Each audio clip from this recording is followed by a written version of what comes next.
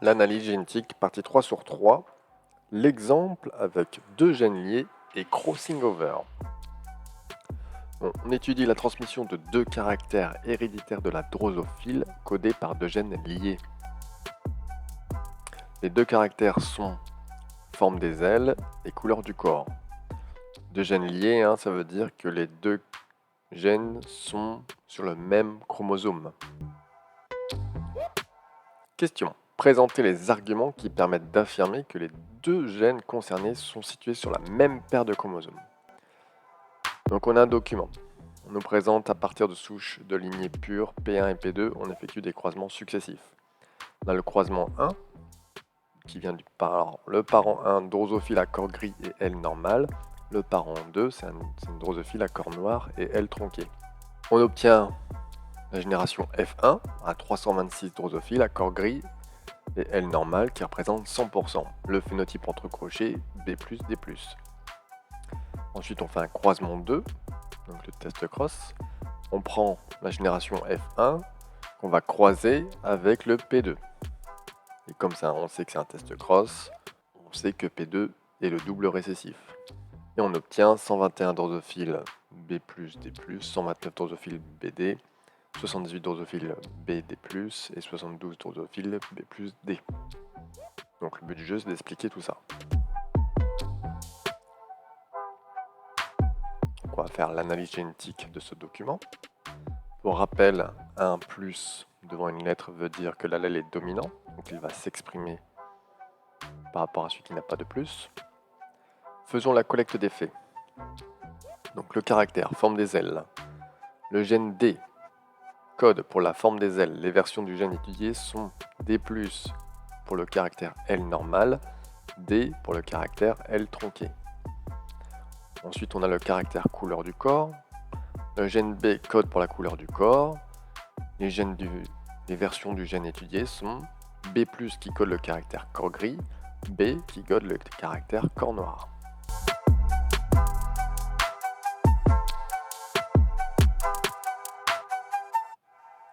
On continue la collecte des faits. On croise deux parents pour avoir la génération F1. Donc on prend le parent P1 qui est D+, B+, c'est un double monozygote. Génotype D+, B+, // D+, B+. Donc il faut faire la différence entre les gènes indépendants et les gènes liés. Quand ils sont liés, on met les lettres, on colle les lettres ensemble. Alors que souvent, les gènes indépendants, on a vu dans la partie 2 qu'on les sépare sur deux chromosomes.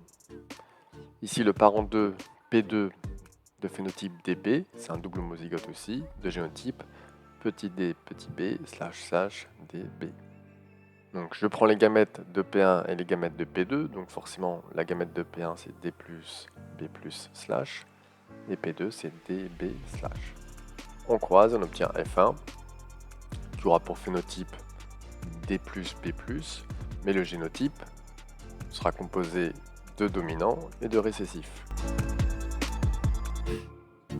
On croise F1 avec le parent P2 récessif, et ça veut dire un test cross, et on obtient plus de 50% de phénotypes parentaux, 121 plus 129, et moins de 50% de phénotypes recombinés, 78 plus 72.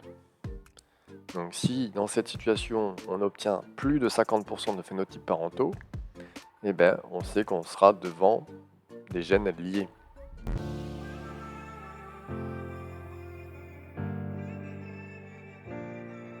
Alors les hypothèses choisies pour expliquer les faits. Le gène forme des ailes, D+, L normale, D, L tronquée. Gène couleur du corps, B+, corps gris, B, corps noir.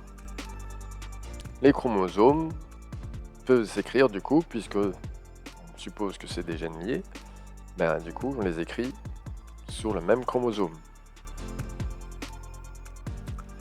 On va éprouver les hypothèses pour obtenir F1.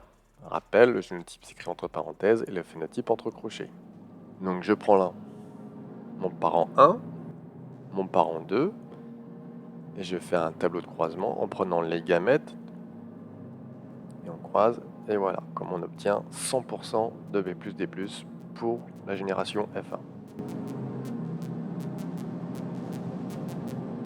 On se fait ensuite le test cross. Donc je prends ma génération F1 que je vais croiser avec mon parent P2, qui est le récessif. On prend les gamètes de différents parents et on croise. Donc on obtient un phénotype B+, D+, 121 phénotypes parentaux, BD 129 phénotypes parentaux, et ensuite c'est les recombinés BD+, et B+, D. Donc on voit bien ici que les phénotypes parentaux représentent plus de 50%, et les recombinés moins de 50%. Les résultats obtenus avec ces échiquiers de croisement correspondent à ceux des croisements du document. Les hypothèses sont donc validées. Bon, pour comprendre concrètement, c'est le brassage intrachromosomique. Le brassage intrachromosomique est responsable de cette réponse. Voici comment on trouve les gamètes de F1. Donc, j'ai ma cellule en prophase 1 qui contient les 2 chromosomes homologues avec les différentes versions d'allèles. Donc, en prophase 1 et en brassage intrachromosomique, je crée un échange de portions d'ADN. Donc ici, j'ai pris la portion qui contenait D, je l'ai transféré sur l'autre chromosome homologue, alors, tandis que le D+, j'ai transféré sur l'autre chromosome. Donc il y a un échange de portions d'ADN. Première division de méiose, on sépare les chromosomes homologues pour obtenir la télophase 1. Deuxième division de méiose, on obtient en télophase 2, donc là on sépare le chromosome en 2 chromatides. Voilà, on obtient 2 phénotypes. L'autre situation, donc, avec l'autre chromosome homologue, deuxième division de méiose, télophase 2, j'obtiens ceci. Donc c'est comme ça qu'on va expliquer les résultats dans le test cross.